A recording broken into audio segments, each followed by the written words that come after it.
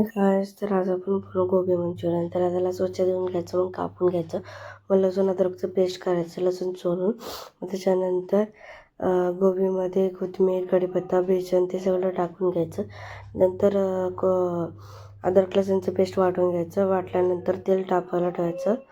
तेल तापवायला ठेवल्यानंतर त्याच्यामध्ये धनिया पावडर, मिरची पावडर आणि हळद टाकून चवीनुसार मीठ टाकायचं. त्याच्यानंतर त्याला मस्त हळूहळू पाणी टाकत मिक्स करून घ्यायचं, म्हणजे एकजीव करून घ्यायचं पूर्ण त्याला. मग एकजीव झालं, तेल तापवायला ठेवायचं अगोदरच. मग तुमच्या चवीनुसार नमक टाकायचं, अद्रक लसूणचं पेस्ट टाकायचं, मग थोडं कॉर्नफ्लॉवर टाकायचं. ते बी म्हणजे ऑप्शनली तुम्ही तांदळाचं पीठ पण वापरू शकता. त्याच्यानंतर ते पाणी टाकून मिक्स करू शकता. मग हळूहळू मिक्स करायचं. मग 5 मिनिट रेस्ट व्हायला ठेवायचं. रेस्ट झालं ना, लिंबू ऑप्शनल आहे, तुम्ही टाकलं तर टाकू शकता, नंतर ओके, इट्स ओके. त्याच्यानंतर त्याला कुरकुरीत असं भाजून घ्यायचं, एकदम क्रिस्पी होऊ शकतं. मीडियम हाय फ्लेमवर भाजून घ्यायचं.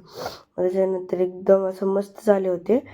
तुम्हाला व्हिडिओ पण दाखवते आणि खाल्लेला पण व्हिडिओ दाखवते. एकदम मस्त झाले होते गोबी मंचुरियन आणि ही खात होती. एकदम तुम्ही ट्राय करा. ट्राय करून मला सांगा नक्की की कशी झाली होती. थँक्यू.